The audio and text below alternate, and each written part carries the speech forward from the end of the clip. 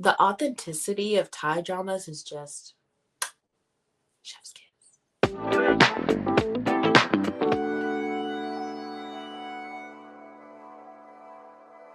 Hey guys, welcome back to the podcast. And if you're new here, my name is Tiffany. Thanks for joining.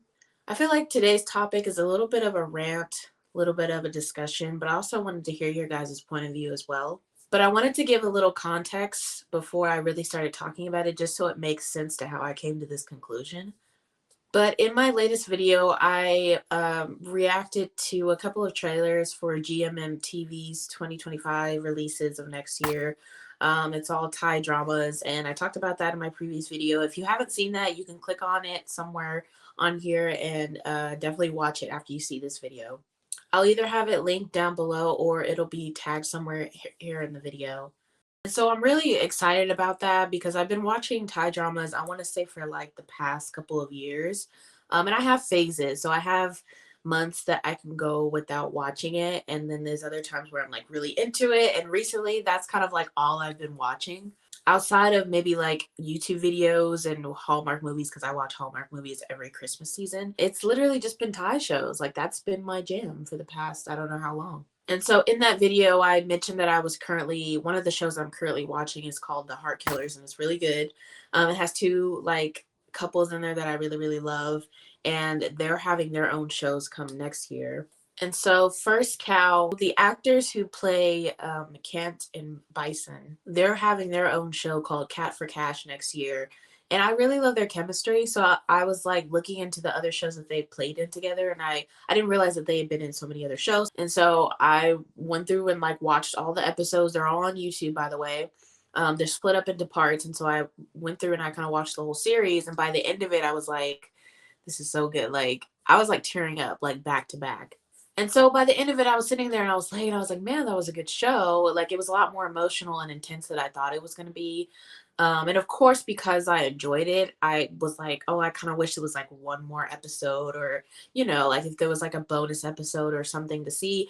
But overall, I felt content. Like I felt like they wrapped up the story pretty well. It was fine. And so I was laying there thinking about this show and it got me thinking about how like it had me thinking about American television shows and how different they are compared to like Thai dramas. And I don't just mean like the language barrier or things like that. I'm talking about even just like the structure of our shows versus their shows. And really, like the main thing was like, I think a lot of American television shows don't have good endings anymore. Now, keep in mind, this is just my opinion, so don't get upset if you don't agree, or if you're watching this here going, oh, well, she obviously hasn't seen such and such because this was a good show and it had a good ending. Yeah, I'm sure. There's like a million TV shows out now. There's no way that one person can keep up with all the TV shows out, and I'm talking about on cable and on streaming platforms. There's tons of shows out that I have never seen, that have just I've bypassed or that I've missed. There's like popular shows that I've never seen before. Game of Thrones is like a huge show. I've never watched it. I just never got into it. So we may have a difference of opinion here, but I'm just saying in a general sense, a lot of the TV shows that I've seen, even as of recent, they really don't have good endings, and I'm wondering why. Why is that? See, the big thing with Thai dramas that I really love and respect that they do is that they always have a resolution. There is always some type of conclusion to their stories. Like they know how to wrap up the story really well. It doesn't leave you wondering like like what really happened or like unanswered things. It's none of that. It's like, okay, we know what happened. And 9 times out of 10, it's a happy ending, which I absolutely love. I'm a sucker for a happy ending. Some people don't like that. I don't know why. I always feel like it's good to see like the main, especially if you like the main character, it's good to see the main character have a happy ending. But even just in a bigger picture, I just feel like the story is told really well. And they usually do it within like 10 to 12 episodes. Like the story arc is clear. We understand what's going on, what happened, and by the end of it, it's all solved. American television, on the other hand, I feel like it kind of goes into like 3 different categories. One, they leave you hanging on like a cliffhanger and you're just like, I don't know what really happened. You're just left wondering essentially, and it's frustrating. Two, it just has like a not so great ending. Like it's not even necessarily that it's terrible, but sometimes it's just not great. Like it's not great for the characters. Maybe it's not great for the story. And you're just like, wow, that was a really messed up ending. Like after everything that these characters went through, after everything that happened in this entire series, this is how it's going to end? Really? And then lastly, the worst one I feel is when the show gets canceled. And then you're kind of back to the first one that I mentioned is like you're just left wondering, oh, I wonder what would have happened if the show would have kept going. I just have to kind of imagine where these characters would have ended up. And that really sucks, especially when it's a good show. And it's a really sucky situation when the show is only like 2 seasons in. And I mean, that's a whole other topic I think that, we could get into at some point. How a lot of like TV shows, American TV shows, sometimes they don't even really get the chance to get their foot off the ground before it's canceled. And it's like we barely we barely got anything. We were just building a community, like people were just catching on to it and then it's just gone. And then they're on to the next thing. They're pushing the or not even that it gets canceled. Sometimes the show is still there, but the network is like pushing a whole new show. And so the marketing for this other show is like non-existent. And then people don't watch it because they don't know about it and then it gets canceled. You see, it's a whole thing, and I don't fully understand why it's like that. I mean, I guess you could blame it on streaming. You could just blame it on Hollywood really not like pushing new talent and that they're so focused on reboots. I hear a lot of complaints about that. You could blame it on the strike and all of that happened, but I feel like this has been an issue even prior to the strike.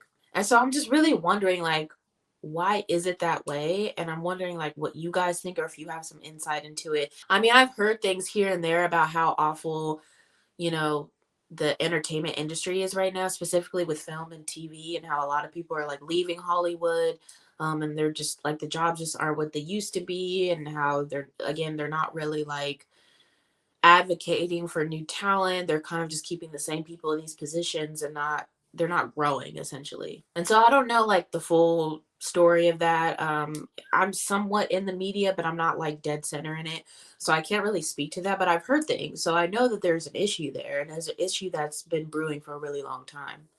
And I think most viewers now can see how it's affecting television and it just sucks because I grew up really loving television. Like I was a TV girly. I was always watching a TV show growing up. If it wasn't Disney Channel or Nickelodeon or remember the N, if y'all remember that.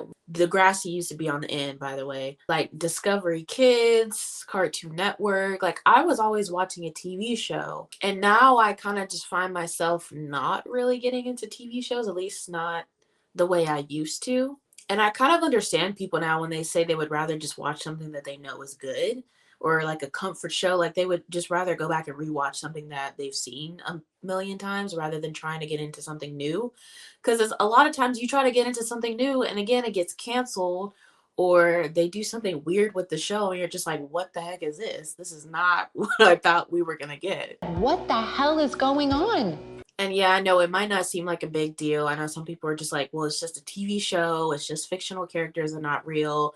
But I don't know. I feel like, TV and film, especially, but just media as a whole really influences the way that we think. I just think it plays a major part in people's lives, especially younger people's lives. And just art itself, I think, is really important. And so when I see that it's not being done very well here, it's disappointing. And I see with Thai dramas that they're doing it really well. So I'm like, maybe Hollywood could learn a thing or two from the way Thailand is doing their dramas because when I tell you, I be hooked, okay? No.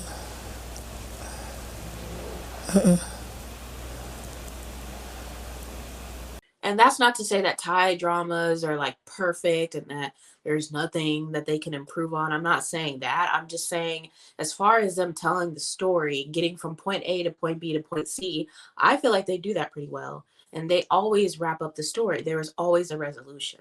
From my experience, there's never been a show that I've watched, a Thai drama or a Thai BL that was just left hanging. Like, and if they did do that, I feel like there was probably a part two or like a season two or something like that. And what's crazy is like a lot of these shows is just like it's essentially just one season and then it's done and it's over and it's good. And I know it's kind of different too because a lot of these shows are adapted from novels. And typically I don't read the novels, I just watch the story. So I don't know how different the novels are from the TV shows. But just from what I see and from what I hear, I mean, I feel like they do a pretty good job. And so I'm just like, man, am I just gonna be watching?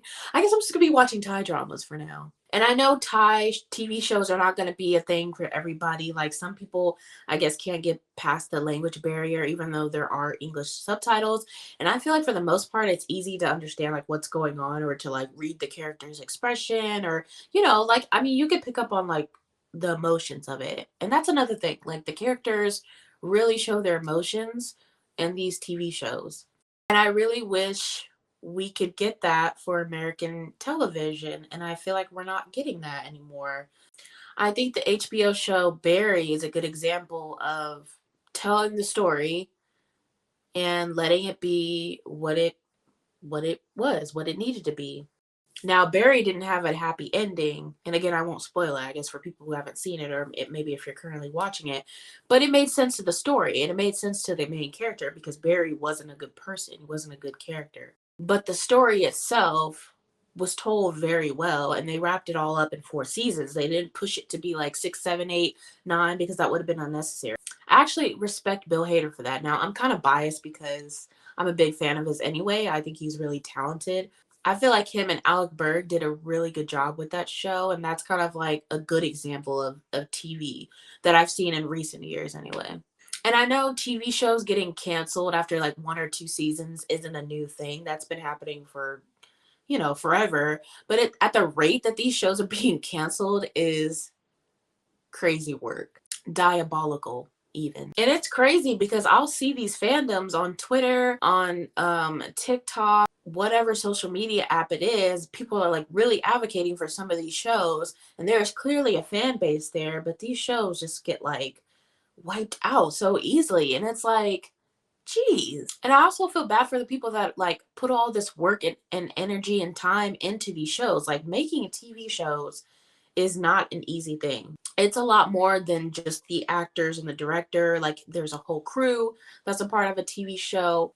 And I just can't help but feel bad for the people that, this is like their livelihood. Like this is what they're doing. If they're not picking up these new TV shows or if these TV shows are just getting cut left and right, then that's also messing with people's money. That's messing with people's jobs. And that's something I really like to highlight when I have guests on my show. When I interview people, typically they're independent filmmakers or producers or writers.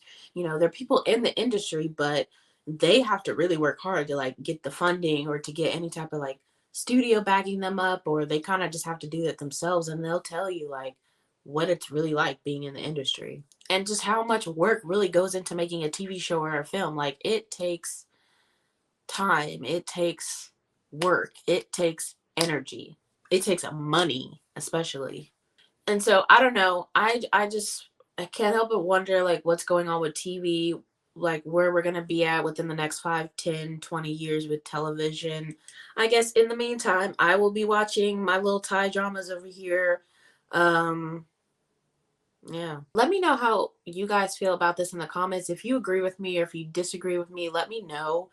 And again, if you're someone who works in the industry and you could speak to this from a firsthand account, please let me know because I would love to know like what the heck is going on with Hollywood.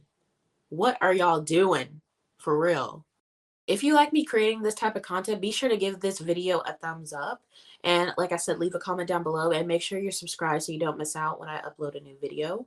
I also wanted to talk about this on here too as well because I know my channel is called Tiffany's TVscape, and a lot of the content I feel like that I've been making recently has really been around film. And so, sorry to say if a lot of my videos moving forward are not like TV shows, just because, like I said, I'm not really into a bunch of TV shows right now outside of Thai dramas. So you might see a little bit more of that on my channel. But of course, I still will react to like trailers or things that, look interesting to me. Or if you guys have recommendations down below, please do that as well. But it's expensive trying to keep up with all these streaming platforms. Like I'm sorry, but I got rid of Netflix for now. They just keep raising their prices, and so I have some of the other ones, but yeah, I don't have Netflix right now. So if it's on Netflix, I'm not gonna be watching it. Sorry. I'm gonna need Hollywood to do better with their TV shows, please, and thank you. That's right, I said it. Anyway, I'm gonna go. Thank you guys so much for watching and for tuning in. I hope to see you guys next time. Bye.